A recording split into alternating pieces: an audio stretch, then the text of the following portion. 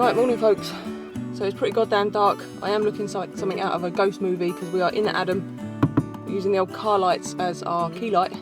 So yeah, I'm looking pretty stupid, but yeah, we're gonna go and see if we can find some sunset shots. Sunset shots.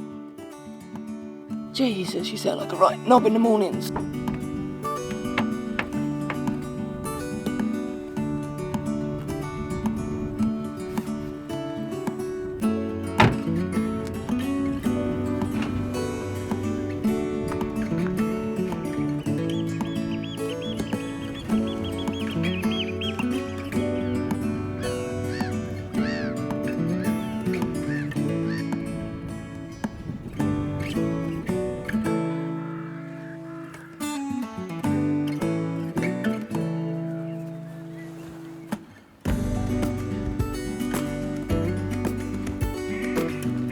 Need a taller tripod.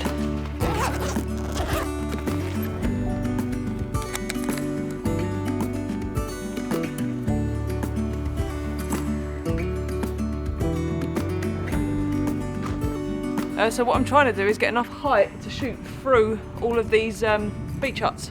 Something a bit different rather than just shooting straight out at the beach and just getting that plain beach sunset. So I'm going to try and do something a little bit different, but I need height on the tripod. So we've had to come quite a way back and quite high, and it is windy, so I'm just trying to stay close in case it goes. But I don't know if you can see, but look at that sky. So what I'm doing is I'm taking loads of shots at different exposures, so just by adjusting the shutter speed, so I'm keeping the aperture the same. Adjusting the shutter speed, and then if I need to in post, hopefully I can blend some of those together to pick up the highlights on the building but retain the details in the sky.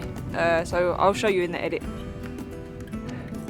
Yeah, the composition's not 100%, but I don't have enough height, so I'll see if I can do something in Lightroom with the crop to make it a bit better. I might just crack one off landscape as well.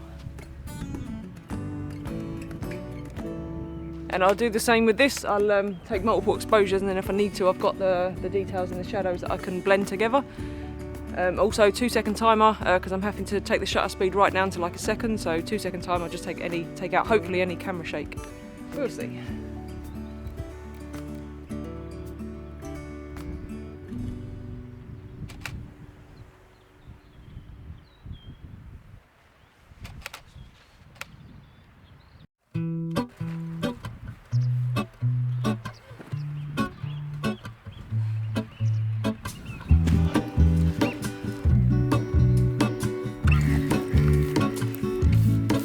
There is a life I lead in this city. Okay, so we don't have long. Two reasons: the battery's going to die in here, I haven't got time to change it, and the sun's going to be completely up in a second. Doesn't make it easy. The other piece of my heart moves slow, somewhere in the great unknown. When I return, So I'm going to leave it sat there and just see what the light does, because I think we might get rays. Let's see if I can show you. Where the sun's coming out of the clouds there, we might get some rays, but we'll see.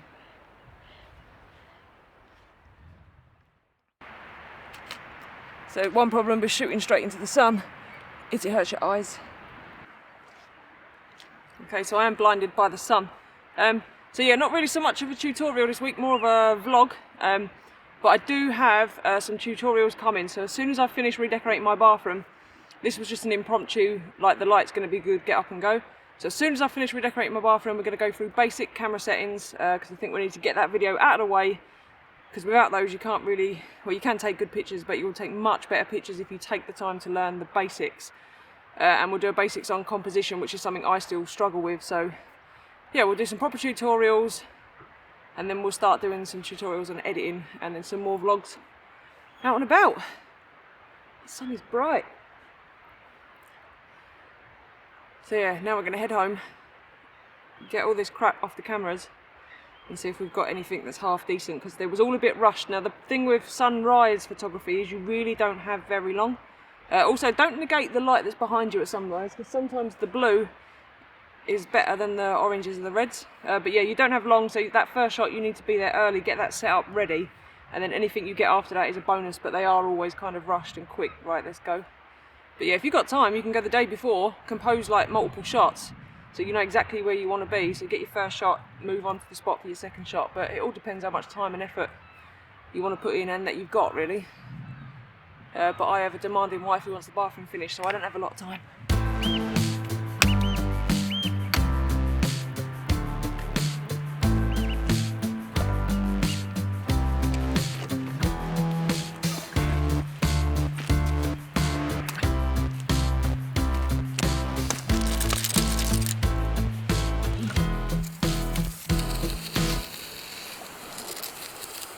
Hang on a minute.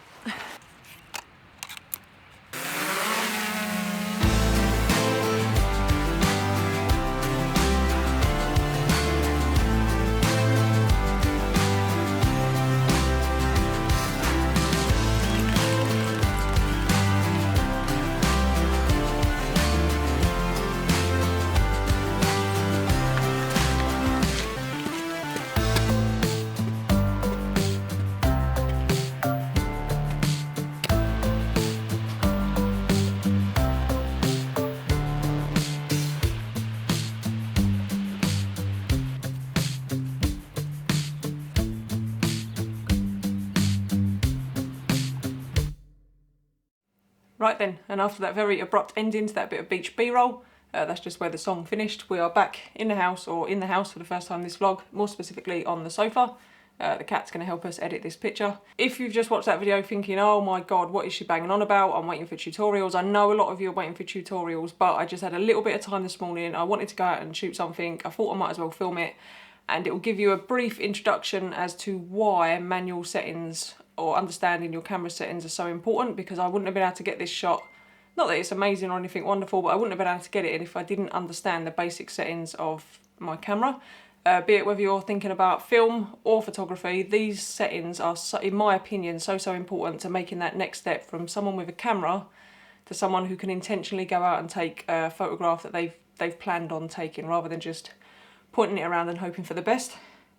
So yeah, dedicated tutorials are coming, but hopefully this video will kind of show you why it's important that you learn that. But anyway, constantly getting asked what software I use for editing photos. The software I use is called Adobe Lightroom. It is a paid for service. I think it's like, I think about 10 quid a month for Lightroom and Photoshop on the laptop.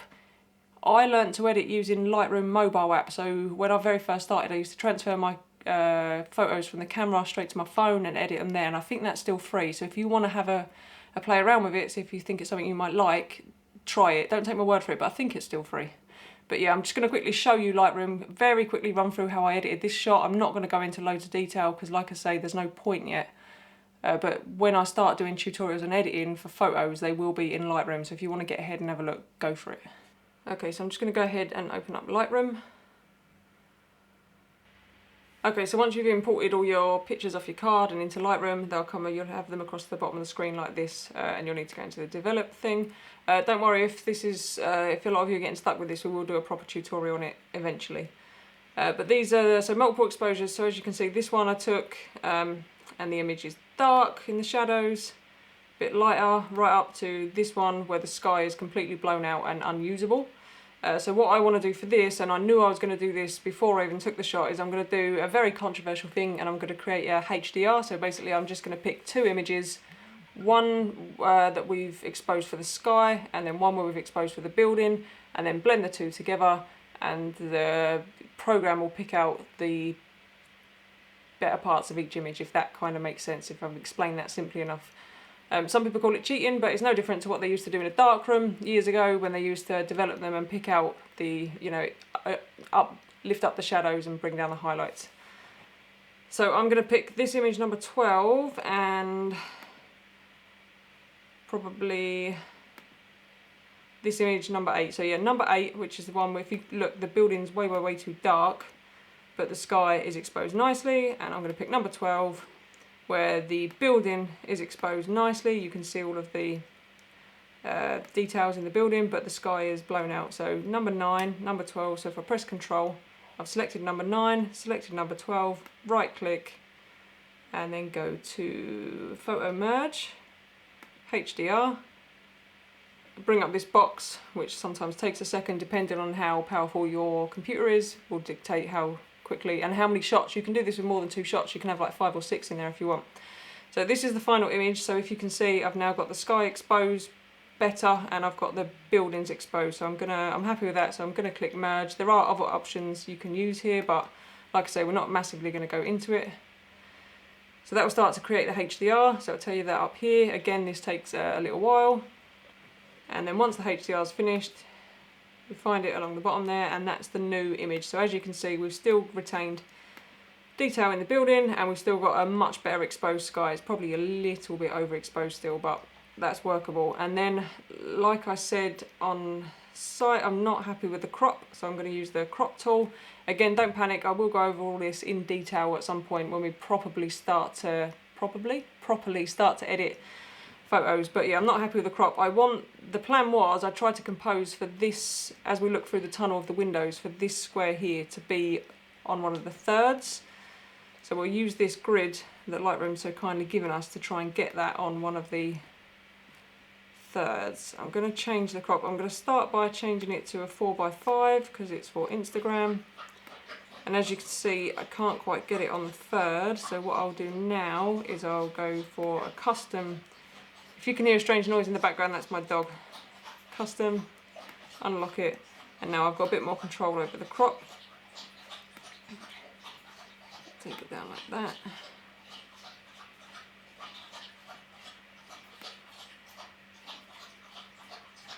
Really straighten it.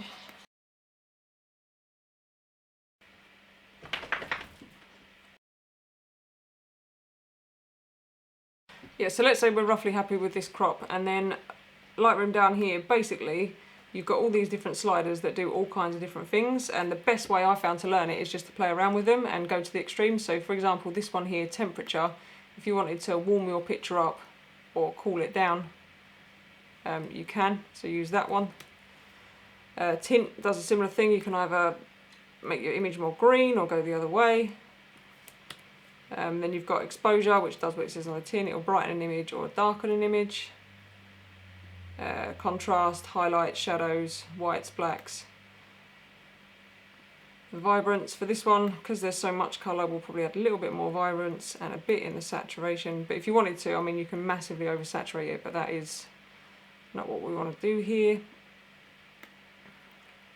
So yeah, just play around with these for a bit. You've got the HSL, the hue, saturation and luminance. You can start to modify the colours slightly if you wanted to. So for this image, there's quite a bit of orange by the looks of it. So if we wanted to, we could change, if you see how the colours and the oranges are changing. You could do the same with the blues if you wanted to. Change the colour, whoa! Change the colour of the blues, so go up to a more purple, or to this horrible turquoise. Yeah, and then you can change the saturations. If you wanted the blues to be less obvious, you could tone them right down, or you could bring them right up. Yeah, but there's absolutely loads in here, and I'm not going to cover it all today, to be honest. But yeah, there's lots you can do. I will go down and add a vignette, more than certainly. Bit of a vignette, just to draw focus away from the edge of the image. Yeah, and then just basically play around with that. And my advice would be to get Lightroom. If you're going to go for Lightroom, it's the one most people use, and in my opinion, it's probably the best one. It's a bit tricky how it organises all your files for you, but you get used to it. But yeah, have a play around in there, mess around with the sliders. Loads of tutorials on there already, but I will do some dedicated ones on how I edit. But for now, I think that image is okay for an impromptu early morning dash out for the sunrise. It's come out all right. It's a little bit different. It's not your bog standard shot. I found a subject to put in the foreground. I'm quite happy with it, really.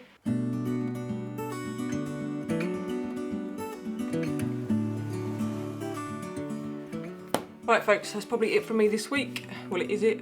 I'm not gonna lie. I hope you found this video interesting. I know it's not the tutorials, but they are coming probably in about a week, maybe 2 weeks, once I've finally finished the bathroom. Hopefully it's given you a bit of an understanding as why understanding your settings is important, because if you don't, you wouldn't be able to do that kind of thing if that's what you want to be doing in the future. Please, I don't want to get into the debate of editing, not editing, and all that jazz. So whatever, that's just what I do. So if you have found it interesting or useful in any way, please do consider giving the video a like, hit the subscribe button if you feel like it, and I will see you on the next one.